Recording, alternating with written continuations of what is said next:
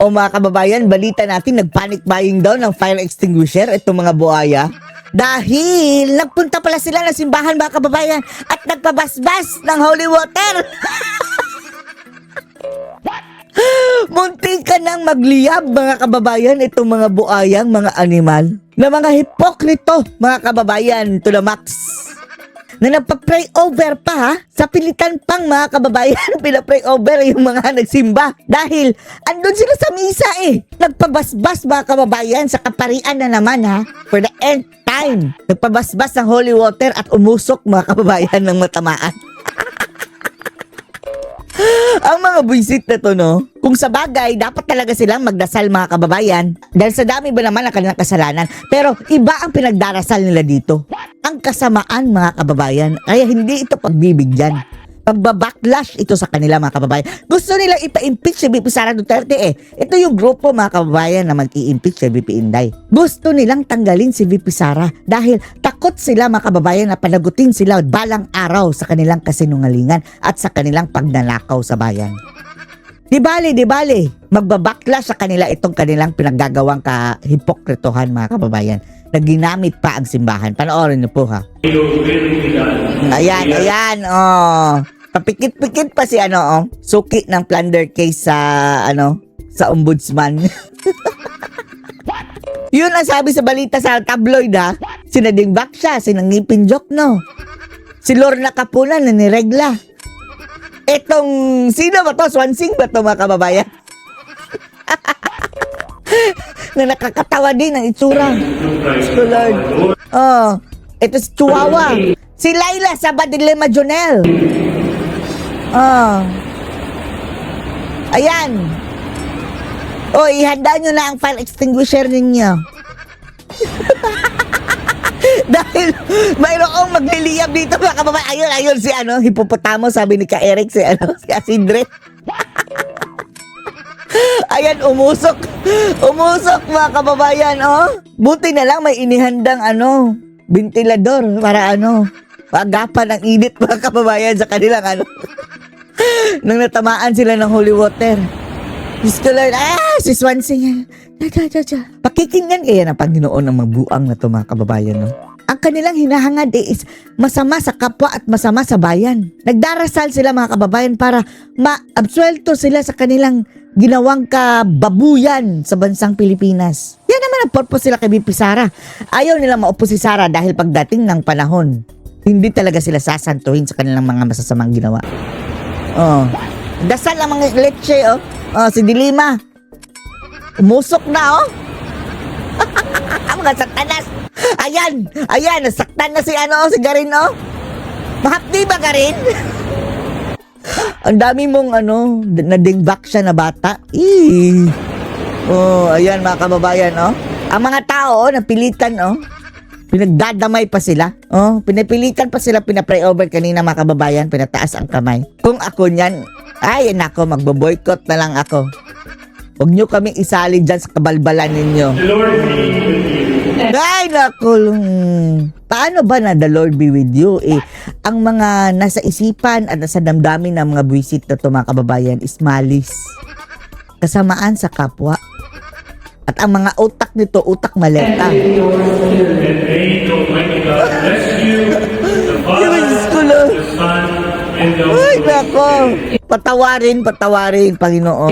Our celebration is ended. Let's go in peace to love and serve the Lord. Yan, for sure mga kababayan. Yan ang pinaka-aantay nilang parte ng misa. Nang pauwian na. Oh, ay salamat. Para silang nabunutan ng tinik. Papauwiin na.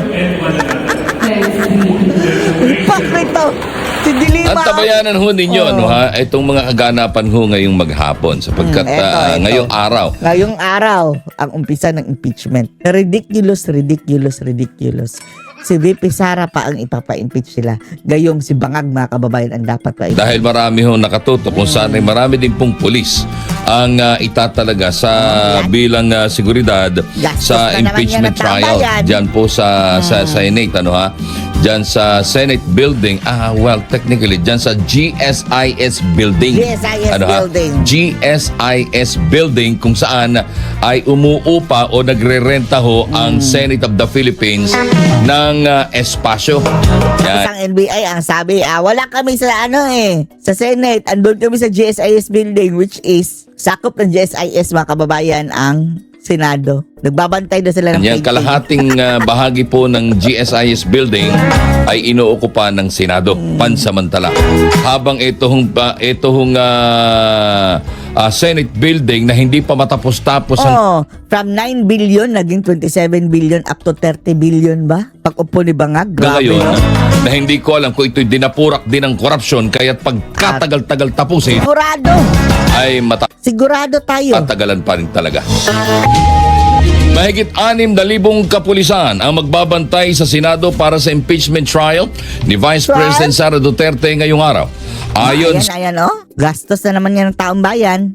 May overtime pay yan sa Philippine National Police, NCR, inaasahan nilang magtitipon-tipon sa labas ng Senado ang mga magpoprotesta at mga taga-suporta ni VP Sara. Gayunman, sinabi dito na ipatutupad nila ang Hindi pupunta si BP Inday dyan. maximum tolerance at irerespeto ang Huwag kang karapatan ng pumunta mga dyan, VP Inday. nagpoprotesta habang sila naman ay tumutupad sa kanilang tungkulin. Abante Pilipinas. Ayan. Okay lang ho yan kasi yung ating mga kapulisan ay trabaho nila yan. At gaya ho ng iba, sila ho ay sumusunod lamang sa kautusan. At gaya natin, ninakawan din sila. Kaya mag-isip-isip kayo. Na alam kong alam nila na yung ibang utos sa kanila ay hindi na ho naaayon sa batas. But they can do nothing. Why? But they can't do nothing. Why? They can't do anything. Kasi tatamaan yung kanilang performance. Kaya naiintindihan natin sila. Baka dumating ang punto na magkaroon sila ng kaso ay maapektuhan yung kanilang performance pati na yung kanilang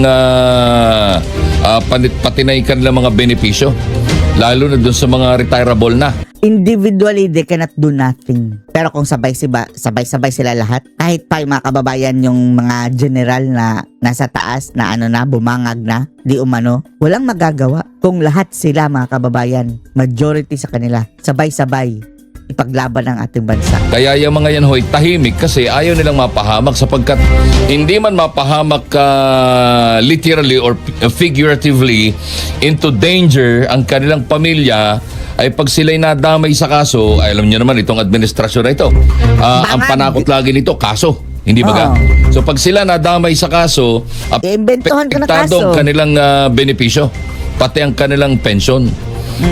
Yung mga ganyan ang inaasahan yan, syempre yung mga magtatapos sa kanilang panunungkulan ay yung kanilang pensyon. Kahit na ho sabihin natin medyo mababa ang kanilang ranggo nung matapos yan. Halimbawa, nagretiro sila ay, kadalasan naman na nagre-retiro dyan sa non-commissioned police officer, yung mga NCPO, ay ang tawag dito ay sarhento. And that is always one step higher. Di ba ga? So magiging tenyente din yan balang araw. Yun ang kanilang tatanggapin na pensyon. Yung katumbas ng sweldo ng tenyente, hindi ng sarhento. Ayan. So ganun yan lagi. Ganun yan lagi.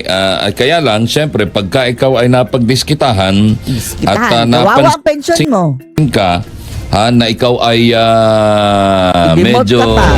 kritikal sa kasalukuyang bangag na administrasyon, there's a tendency na baka bukas makalawa, ikaw ay Bangag. makasuhan. Ronnie Ramos. Ronnie Ramos. Abante Pilipinas. Inilahad ni House Prosecution Panel Advisor and Surigao del Norte Representative Robert Sino Ace yan? Barbers Ang buisit na yan. Uy, Surigao, huwag nyo na nga ihalal yung mga barbers. na mapapadali lang ang impeachment trial ni Vice President Sara Duterte kung sapat ang maipipresentang napakahirap ebidensya. ng mga kababayan ng Surigao dahil sa mga trapo na yan. Sinabi niya ito matapos umapila si Senate President Sherwin Gatchalian para sa mas maikling trial schedule. Ayon kay Barbers, maaaring paikliin ang prosekusyon ng proseso kung naniniwala itong may kaso ng nabuo. Dagdagdag pa niya, may naka-schedule ng articles na tatalakayin sa huling bahagi at karamihan sa mga ebidensya ay witness ay Ang kapal din ng Barbers at mga kababayan na wag na patagalin ang kaso. Gusto nila mga kababayan na bawasan ni Sara ang kanilang yung kanilang i-request na trial wherein kalahati nga lang, 30 days lang ang hiningin ng BP Sara samantalang ang kanilang mga kababayan 62 o 67. Ang kakapal. Kayo nga nagpapatagal mga ungas tapos gusto nyo pang bawasan ang trial period ng defense. nakalatag na. Mas talaga. Abante Pilipinas. Tatagal lang naman yan sa paghahanap ninyo ng mga idadagdag ninyong ebidensya. Kasi alam naman ninyo, Nagbawas. naala naman talaga kayong ebidensya. Oo. Maliwanag yan. Ala kayong matibay na ebidensya. Lahat yan puro hearsay. Lahat yan Hearsay. puro kwento. Di ba? Zero. Ala namang... kasi kung hindi ako nagkakamali, kahit na sa ibang international court, hindi ho basta-basta kinakatigan o ginagamit na ebidensya, yun hong testimony. Hindi. Bakit ninyo? Kasi yung mga bagay na ganyan, yan ho'y napag-aaralan. Yung mga testimonya na yan ho'y napaghahandaan. At So okay lang. Basta si Madriaga ang mag-testimony. Okay lang dahil sablay naman mga kababayan. Bonus daw si Madriaga eh. Masarap mga kababayan tustahin niyang si Madriaga. mga testimonya na yan ho'y na maaaring sumailalim sa mga pagsasanay pag-artista o mga artist workshops. Artista pa more. Si Madriaga, mapalabas pwede mo na bang ng artista?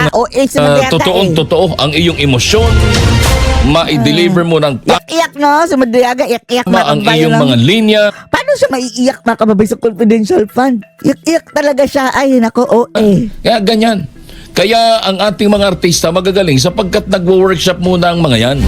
Simula sa Workshop na. pre-production hanggang gaya ni sa Madriaga, mga kababayan, workshop. ang tawag dito Ramil. sa audition at pagkatapos ay magkakaroon Si Kerwin Espinosa, iyak din mga kababayan. Si Mabilog, umiyak din. ng paglalagay ng casting, yung kung tinatawag, casting. And then magbibigay na yan ng mga linya, scripts, at pagkatapos uumpisahan na nila ngayon yung kanilang line throwing, mga ganyan. At pagkatapos ay Iyak-iyak. facing, blocking. Ayan, yan pinag-aaralan ho yan. Kagaya na Kimbo mga kababayan, inantay talaga na makita ng kamera para bago siya tingala na parang butiki mga kababayan. At saka yung mismong acting, Acting. kasama yan. Kaya kung makikita ninyo, ang gagaling ng ating mga artista na parang totoong-totoo. Kaya kahit na ikaw ay nagtapos ng kolehiyo na miyembro ng teatro at hindi mo naman nagamit pagkatapos mong mag-aral ay nauwi ka na sa totoong buhay, hindi mo na nagamit yung pag-arte, kakalawangin ka rin. Kaya kailangan mo rin sumailalim muli doon sa mga naaangkop na workshop.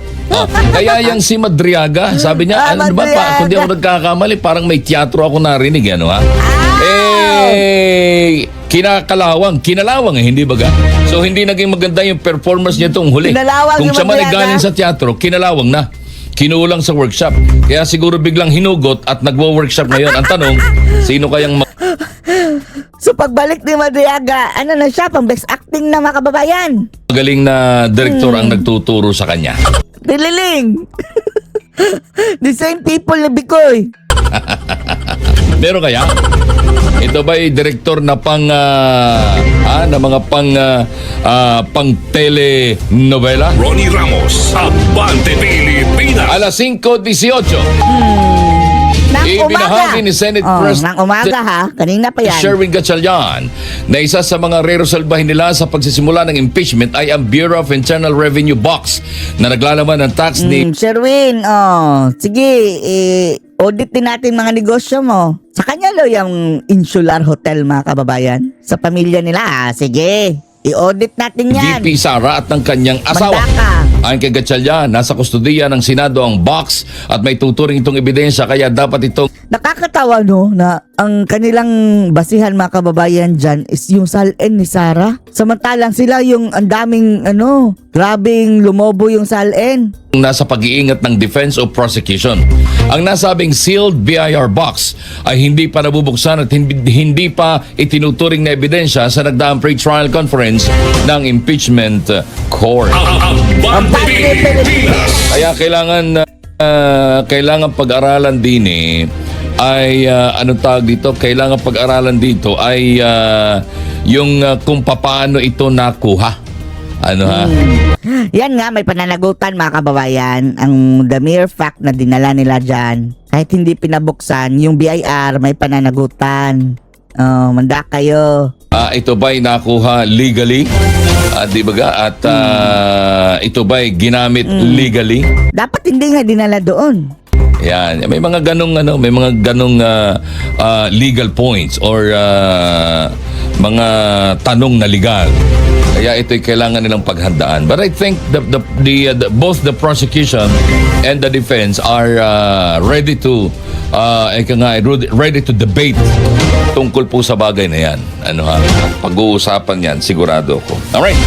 Raymar Dalumpines, ang sabi niya din sipain mo boss ang hindi pamulat sa katotohanan ng nangyayari sa Pilipinas. Nangyayari. Tama yan. Abante Pilipinas! Pero alam nyo Sir Raymer, kahit saan naman, kahit dyan sa Amerika, pinakamahirap gisingin na yung taong Tulog-tulugan. Dahil alam niya Alam niya. Gising na yan Kaso lang, sira ng utak. Di ba ga? Lalo pa at habang natutulog siya, meron siyang napupurbitsyo. Di ba? Ibig sabihin, meron siyang ganansya habang nagtutulog-tulugan. Ganun yun. Or, ang tawag din you cannot teach old dogs new tricks. Ang sabi naman ng iba, yung mga ganyang klase, lalo na yung mga matatanda na, tapos ay naunahan ng kasinungalingan, hindi mo na yan matuturuan ng iba pa. So, the only way, I think, para gawin natin ito, ay manalangin tayo. Palagay ko, sabayan natin ito ng panalangin at pagkatapos, at saka gawa din. Kilos. ay let's just move on habang nakasubaybay. Sapagkat wala tayong magagawa legally. But what we can do is, let's keep moving on forward, abante tayo, habang Pilipinas. binubuhay natin ang ating sarili sapagkat wala hong ibang tutulong sa atin, di ba?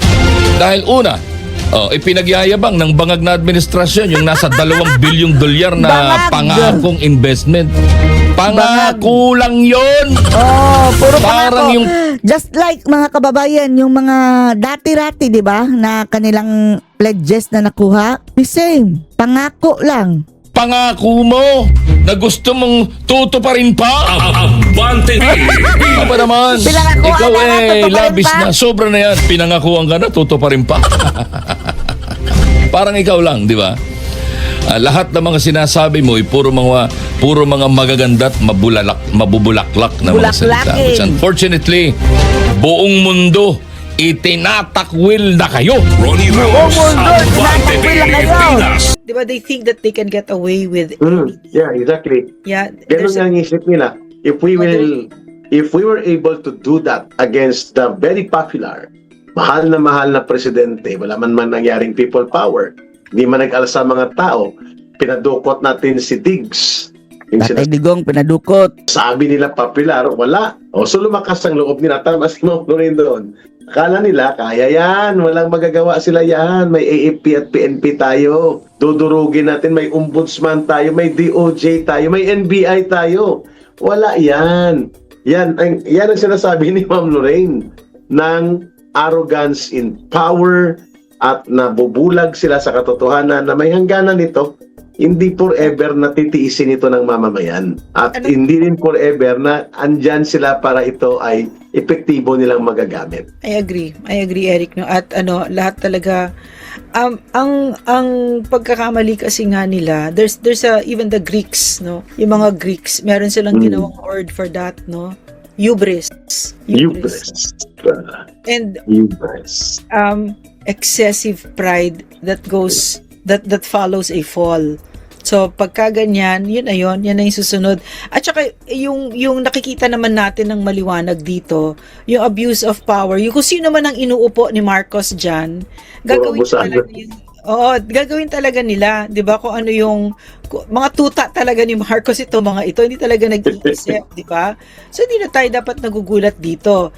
Pero built-in yung mga laws sa universe na hindi mo pwedeng takasan. At Tama. yun ay yung bawat galaw mo may consequences 'yan. At Yes. saka yung napakalakas na what's the term, hudyat or something, no, na yung kasaysayan. Pinakamalakas na factor, umuulit talaga yan at uulit ito. And I think, no, pet theory ko ito. I think mapapabilis pa dahil sa internet. Hindi katulad noon, ng panahon ng tatay niya. Mabagal. I don't know, parang, kasi if you touch Senator Marcoleta, how many voted for this man? Right? So, kuhaan siguro si Marcoleta, I think Millions, 23 million, 24 million. Yeah, so, and then you think you can get away with this, 'di ba? So, sa madaling salita kasi politics is addition, 'di ba? Politics is addition. Sa kanila parang itong mga tao team ni Marcos, parang mga walang alam kasi they make so many enemies. I cannot think anymore kung meron pa silang kaibigan apart from silang mga magnanakaw at mga abusado sa kapangyarihan, 'di ba? I agree. But nothing should surprise us anymore about this abuse of power because these people were placed in power to do precisely what they're doing. Yeah, And it has abuse power. nothing to do with love for our country or moving our country forward or making our country better. They don't care for that, no? I agree. They don't care, no? At mantakin mo, Ma'am Lorraine, mga kababayan, sa panghuling bahagi ng aming Yeah. pag-uusap na ito ni Ma'am Lorraine. Ang kakasuhan si Senator Marcoleta, si Congressman Mike Defensor, at yung mga whistleblowers na mga former Marines, former soldiers. Pero itong si Bunuan, dating DPWH Secretary ni Marcos, under sa kanya itong mga sina Henry Alcantara, Bernardo, si Catalina Cabral, sina Bryce Hernandez. Buong Pilipinas. Hindi po siya least guilty. Si Bunuan po ay nasa inner circle ng sindikato ng pangungulimbat at pangungurakot, lalo na sa flood control, sapagkat siya nag-report na mayroon na silang more than 5,500 completed flood control all over the country at mayroon ng 9,000 more to come. Si Bunuan po ay nangungontrata ang anak niya sa maraming mga ghost projects na ito na pinakinabangan nila at hindi po totoo na neutral ang DPWH. Under kay Marcos Jr. at kay Romualdez, si Bunuan po ay active participant at isa sa pinakamasugid na nagpasiguro na matutuloy ang sistematikong korupsyon at pandarambong na ito. And yet, ngayong hapon, ngayong araw, Ma'am Lorraine, idiniklara po siya na wala na siya sa kaso, hindi siya isasama, hindi nga siya nakulong. Nagpa-confine siya sa hospital facility at ngayon ay dineklara pa ng ombudsman na siya ay isa sa magiging state witness, mga kababayan. This is government, no? This administration is truly shameless, no? Incompetent, shameless, and alam mo, I think with the space that's left, no, Eric, no, dito sa so many words have been said already, no, and there will be more kasi biro mo, kahit yung pamilya ni Mike Defensor, yung anak niya, Grabe. no, diba? Terrible. Terrible talaga, no. So Awa ka kay. Anong kasalanan dito nila Julie, ng anak ni Mike Defensor? Just, grabe ito. And the complaint has already been filed, Ma'am Lorraine. Qualified human trafficking. The way itong gobyerno ni Marcos also, ikinulong si Pastor Kibuloy sa isang kaso na dinismiss na, binuhay, hinilot, nagbigay ng mga ibang anggulo sa kanilang nagrereklamo. Qualified human trafficking din ang kay Pastor. At ma'am, ang malala dito, mukhang i-attach sa freeze order ang lihitimo ng mga negosyo at ari-arian nila Mike Defensor. Just the way they did against Pastor, kahit wala sa pangalan ni Pastor Kibuloy, sa SMNI, talagang hinanapan ng paraan ng Anti-Money Laundering Council na i-attach sa kaso. At habang nililitis ka, hindi mo magagalaw ang resources mo. That's how cruel they are. At mukhang doon nila dadalhin si Mike Defensor para paluhurin at tumahimik at kung kaya bumaliktad na rin. Ma'am Lorraine. pero alam mo no, si si Secretary Mike Defensor, nakikilala ko siya a little better, no? And what I know about him is he's a man of principle, and ready siya, no? Ready siya na magsakripisyo para sa bayan. Hindi siya titigil, which is really parang for me very admirable, no? So kasi itong panahon na ito, I'm very careful with the words that I say, Eric, kasi I know these people really well, eh. They're very good people, no? Very beautiful family, no? Napakaganda. Oo. Wonderful. Naawa talaga ako sa kanila. Yeah. Pero ano ba yung sinasandalan natin? Kasi parang for me, no, buhay na buhay sa akin ngayon si Jose Rizal. Buhay na buhay sa akin ngayon si Gabriela Silang. Buhay na buhay. And whatever it is that we're going through, no, yung sacrifice natin, wala sa katiting na dinaanan nila, no? So yung si Dr. Jose Rizal, biro mo, ginawa sa kanya, grabe, di ba? Talagang yung kahit yung nanay niya hindi pinayakap hanggang mamatay, etc. So, in other words, for us, hindi tayo titingin na dito lang. Titingin tayo sa mahabang kwento na nakatayo tayo, nakatuntong tayo sa shoulders ng mga bayani natin, ng mga nadumaan, na talagang pinakita nila sa atin kung ano yung dapat nating gawin sa panahon na ganito, na puro mga abusado, puro mga aape, tormentors, walang respeto sa batas. Sila na mismo ang batas, no? At kailangan leksyonan niyang mga yan.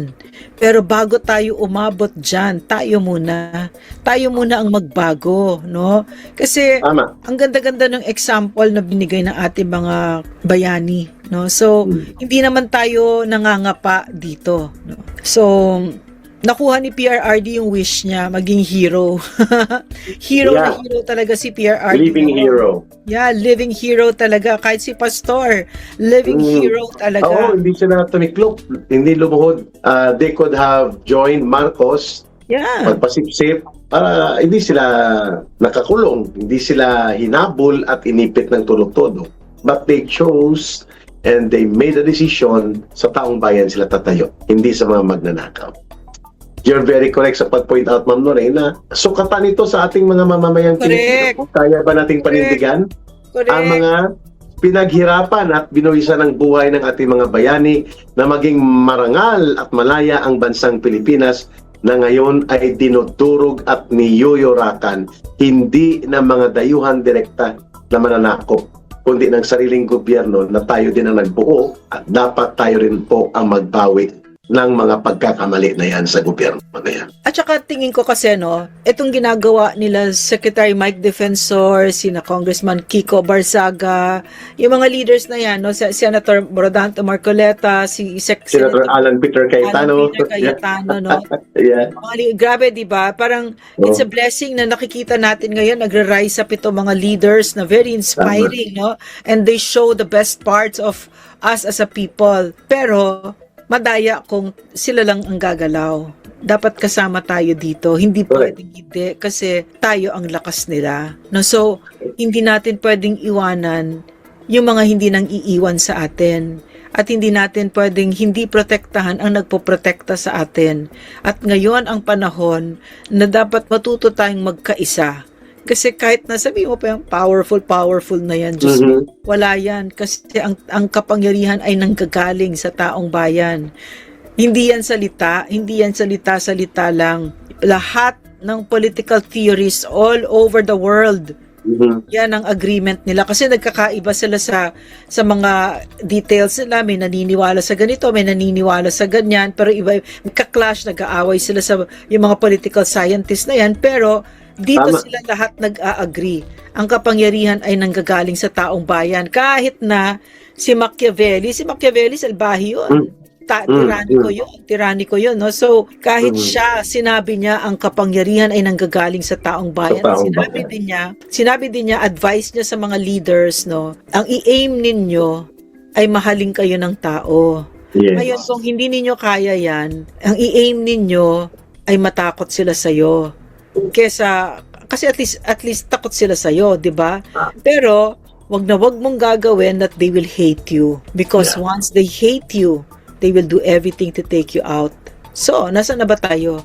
Negative 50, negative 60, negative 31, negative Yeah, 40 tuloy-tuloy. means we hate you. We hate Bongbong Marcos. The people hate Bongbong, and the word is hate. The people hate Lisa Marcos. The people hate Martin Romualdez. The people hate all of this abusive, corrupt, and talagang, di ba? They hate all of them. Hate. No, so, walang forever. No, so, I get it. pero kailangan lumalaban tayo. Dapat. Tama. Ma'am, maganda po ang ating simula sa episode na to at dudugtungan natin ng iba pa mga maiinit na balita sa next episode natin. Maraming salamat for catching up sa program natin na ito. Yeah, thank At you. maraming salamat sa patuloy na pagiging matatag sa ating pinagsamahang laban, hindi lamang sa issue laban sa communist terrorism ng CPP, NPA, NDF na nagwawasak ng ating bayan, Eric, may kundi tanong sa ako. gobyerno mismo na nilalabanan natin ang kanyang kabulukan.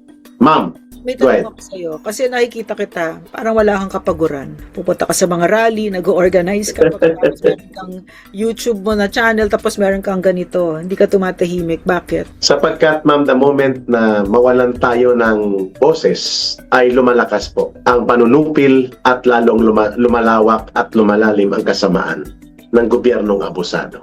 Pero habang may nagsasalita kagaya natin, nadadagdagan po ang namumula at nadadagdagan ang oportunidad na ang taong bayan ay magkakaisa at gagawin nila ang tamang hakbang through information and sa pagpupukaw sa kanila. We cannot stop. Proven yan, ma'am, sa ating pinagsamahan sa Labang Kasamang Bayan.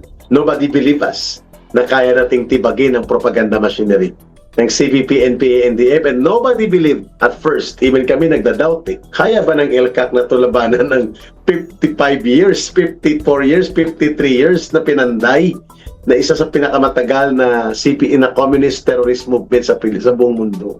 But we did. We were able to mobilize the people and unify the government in our country against CPP, NPA, NDF. Yes, ma'am. Go ahead. But yeah, I have a question. But we are living in different times now because it's not just the CPP, NPA, NDF, but even naman before, no, in collusion with corrupt politicians like Johnny Pimentel na nagfa-finance ng NPA, 'di ba, etc., etc. Pero noon hindi natin alam 'yon. But these are different times because now the collusion is in plain sight, right? Very plain. Yes. Right. And man, we're living in very interesting times. Talagang na kailangan ang hinihingi sa atin ay tatag. At Tatag. yung kasi kami no, I mean, I just speak for myself. Minsan kasi nakikita ko ang CPP sa loob ng social media. At Nandiyan sila. sa loob nagpa-pretend sila na for PRRD sila or nag-a-agree sila, pero ganito yung sinasabi nila, wala tayong laban sa gobyerno. Wala na tayong laban, ganyan na talaga, dapat mag-give up na tayo. Wala na tayong, pinapasok nila sa isip natin na wala tayong laban kasi ganyan gumalaw ang CPP. Katulad nung pinag-aaway-away niya tayo, pero sumisimple siya at pag nagsalita tayo, huhulihin tayo, pinapasok ang takot, ang pagkawalang pag-asa, gano'n ang pinapasok nila kasi mga demonyo yung mga yan. So, kailangan aware kayo pag nakikita nyo yon Agree. na gusto nila ganun yung mararamdaman nila para matalo tayo. No, so wag tayong patitinag sa ganun. Kasi hindi totoo yon. Isang malaking kasinungalingan yon. Talong-talo na si Bongbong Marcos ngayon. Ay, oo. Negative 15. Kung siguro mga plus 5 pa siya, mahirap yon. No, pero hindi na ganun eh. Bumubulusok na talaga siya. Correct. So, ang CPP pati, pag pumupunta ako sa social media, kayo na yung nagsasabi. Hindi na kami nagsasabi. We don't need to. No, kayo na talaga mismo na nakaka-proud kasi ibig sabihin, para sa akin, mapoprotektahan na ninyo yung mga anak ninyo. Yeah. Mamatay man kami dito ngayon, may protection, 'di ba? Tapos napakaganda kasi nasa digital naman ngayon. Marami na nagsasalita ko namang information ang binigay. Yeah, mabilis. Nandyan, 'di ba?